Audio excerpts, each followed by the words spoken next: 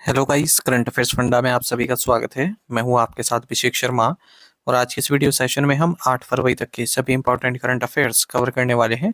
हमेशा की तरह आप इस वीडियो को अंत तक जरूर देखिएगा। आज भी आपको काफ़ी कुछ जानने के लिए मिलेगा।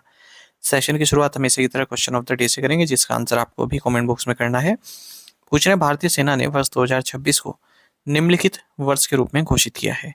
The year 2026 has been declared by the Indian Army as the year of options है cyber security and AI, jointness and integration, networking and data centricity या फिर मॉडर्नाइजेशन एंड इंडिजनाइजेशन। जल्दी से आंसर कर दीजिए, फिर हम आगे बढ़ते हैं। और यदि आप इस वीडियो सेशन की पीडीएफ चाहते हैं तो करंट अफेयर्स फंडा ऐप पर अवेलेबल है। ऐप को इंस्टॉल कर लीजिए, लिंक वीडियो के डिस्क्रिप्शन में दिया गया है और फर्स्ट कमेंट में पिन कर दिया गया है। उस लिंक पर क्लिक कीजिए, ऐप को इंस्टॉल कीजिए। लॉगिन करने के बाद आप जितना भी हमारा मटेरियल है वो एक्सेस कर पाएंगे। न केवल इस वीडियो सेशन की, बल्कि जितने भी डेली, वीकली या फिर मंथली करंट अफेयर्स वीडियोस आते हैं, सभी की पीडीएफ आपको 1 ईयर जो हमारा पीडीएफ पैकेज है उसके तहत मिल जाएगी करंट अफेयर्स फंडा ऐप पर। हर एग्जाम के लिए यूजफुल है। फिलहाल इसका आंसर कर दीजिए, फिर आगे बढ़ेंगे।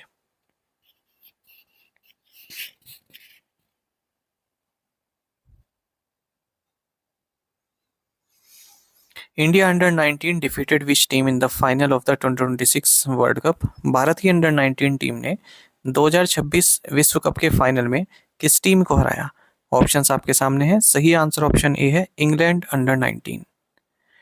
देखिए, 2026 ICC under 19 men's cricket world cup ये हाल ही में इंटरनेशनल क्रिकेट काउंसिल द्वारा आयोजित किया गया जिम्बाब्वे और नामीबिया में। और इस टूर्नामेंट का 16th एडिशन था under 19 men's cricket world cup का। भारत ने छठी बार ये टाइटल जीता है। फाइनल में इंग्लैंड की टीम को हराया है 100 रन से हरारे में। वैभव सूर्यवंशी, इनका नाम आपने सुना होगा, भारत के बल्लेबाज हैं।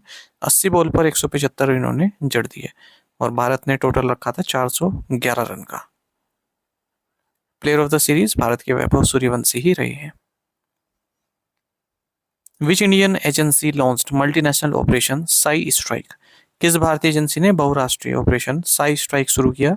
ऑप्शंस आपके सामने हैं। सही आंसर ऑप्शन डी है, central bureau of investigation. Central bureau of investigation ने एक मल्टीनेशनल ऑपरेशन यानी कि कई देशों में इस ऑपरेशन को लॉन्च किया है। इसका नाम है साई स्ट्राइक।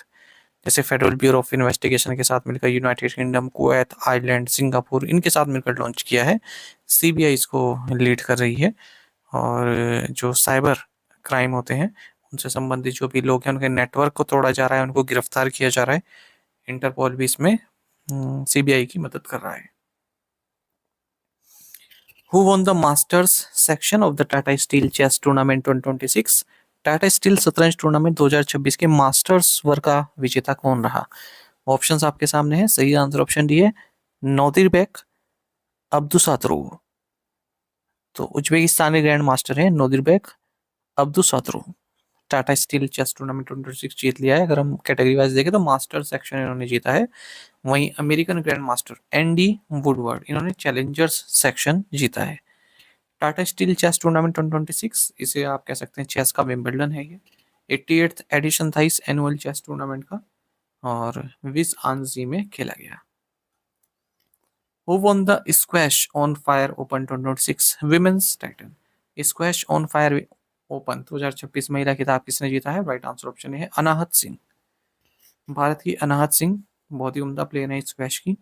कम उम्र में इन्होंने काफ़ी अचीवमेंट हासिल की है।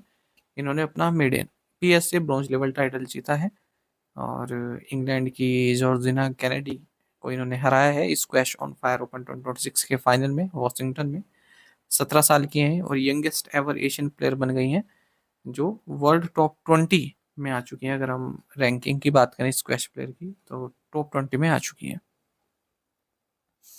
What percentage of central taxes has been recommended as the share for states? केंद्रीय करों का कितना प्रतिशत हिस्सा राज्यों के लिए अनुशंसित किया गया है? राइट आंसर ऑप्शन बी है, 41%।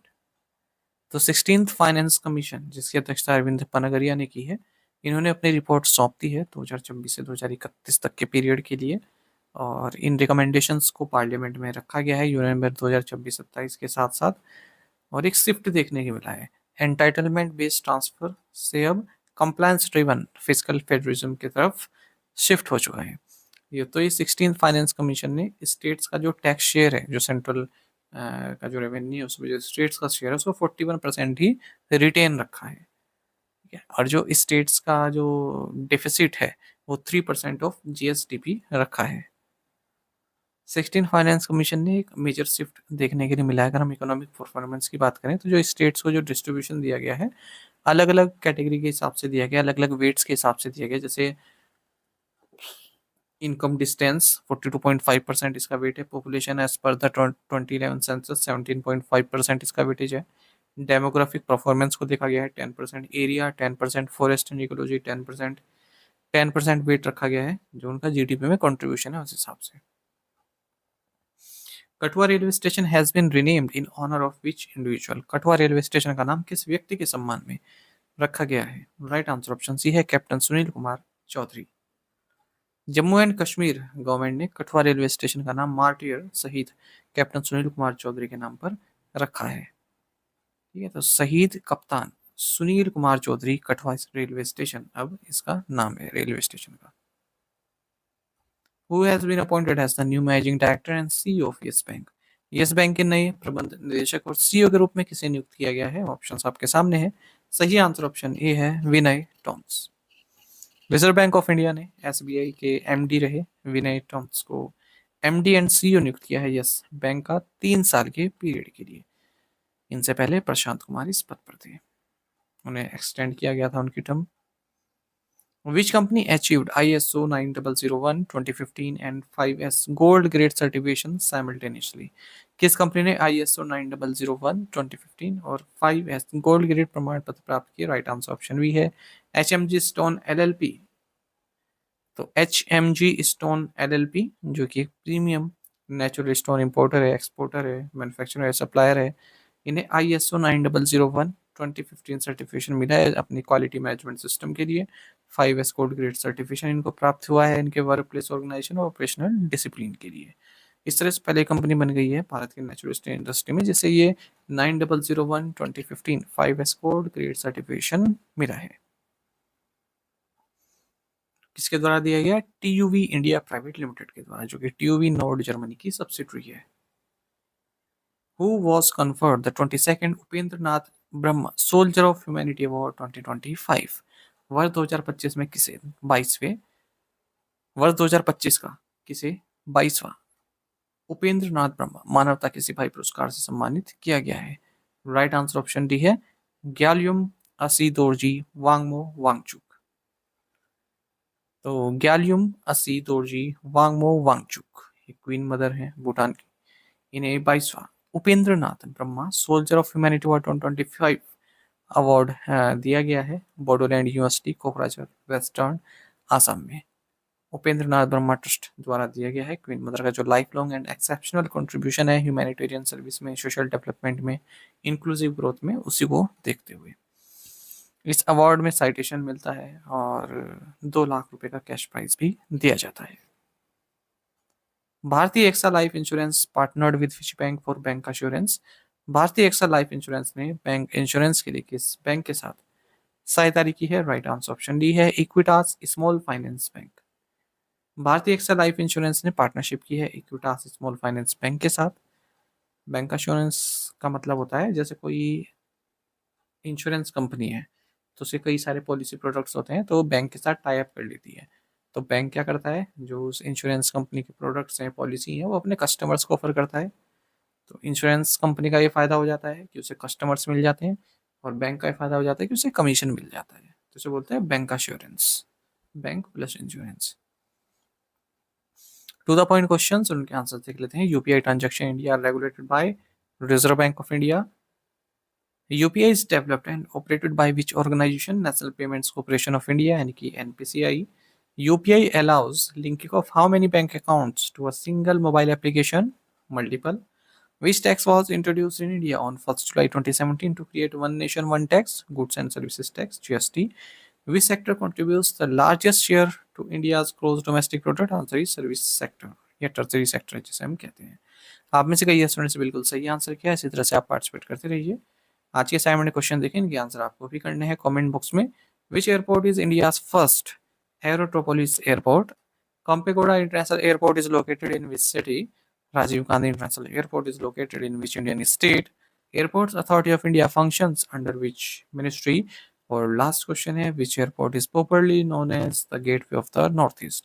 इन पांचों क्वेश्चंस के आंसर आपको कमेंट बॉक्स में करने हैं। यदि एक क्वेश्चन का आंसर भी आता है वो भी आप हमें अवश्य बताइएगा। ज़्यादा से ज़्यादा संख्या में पार्टिसिपेट करने की आप कोशिश किया कीजिए, ये आपसे रिक्वेस्ट रहती है।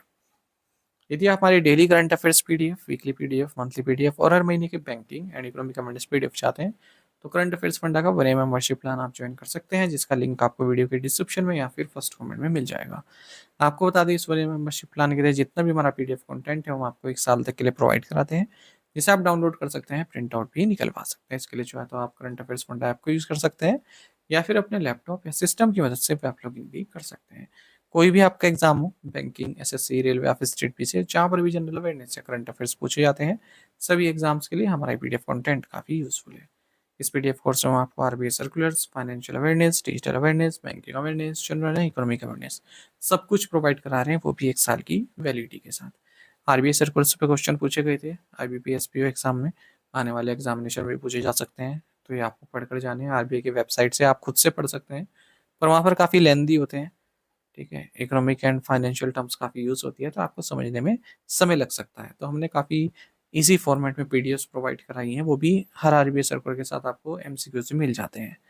कंप्लीट बैंकिंग अवेयरनेस में पढ़ाई गई है, आपके इंटरव्यू में भी काम आएगा, मेंस एग्जामिनेशन में भी काम आएगा।